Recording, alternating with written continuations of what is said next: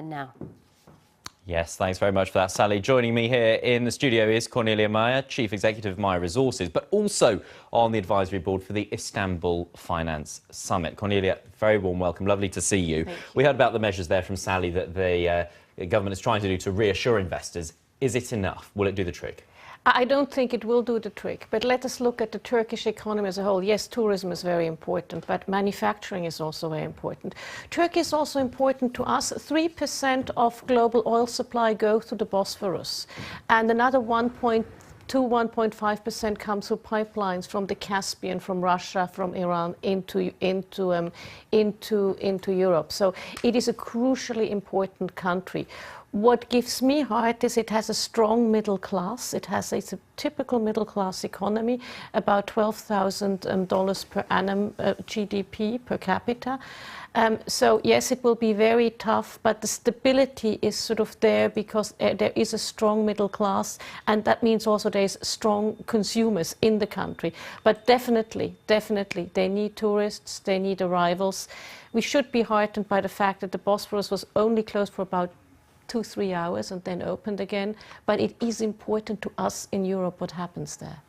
It's a very critical time as well, isn't it? It's important right now that we see some stability, because you say there's a strong middle class, but it's polarised. There are those who are for the Erdogan government, and then there's a strong group who are also against. And then add to that the problem with, of course, what happened over the weekend, but then we've had the terrorist attacks that have happened in Turkey this year, in several key locations. Well, absolutely, and what we have to see, Turkey is the farthest east outpost of NATO, farthest east outpost of Europe, and next to Syria and next to ISIL. So yes, you have some Kurdish insurgents, but you have also ISIL. You never know quite who is there. There's a lot of people with guns who don't mean well floating around, and that is difficult. And yes, the government will crack down quite heavily, and you know, in Europe we have a very sort of democratic view, but on one hand, on the other hand, we do need Turkey to be stable. We really do. It's the most eastern outpost of, you know, of sort of the Europe.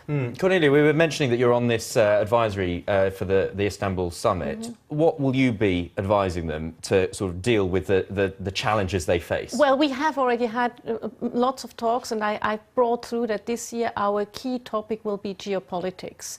So we'll do a big geopolitical panel, so saying, look, how does geopolitics affect Turkey? What does it mean for the markets? But then we have our usual panels on financial markets, where we have Frankfurt there, we have London there, we have, you know, all the financial markets there, seeing how they interact. So it will be business as usual, but with a very strong focus on geopolitics, just to assure foreign investors, you know, to help them get a handle on what's actually going on.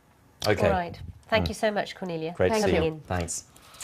Well, we'll keep an eye, of course, on that situation in Turkey, updating you as and when things do develop. But in the meantime, let's have a look at some other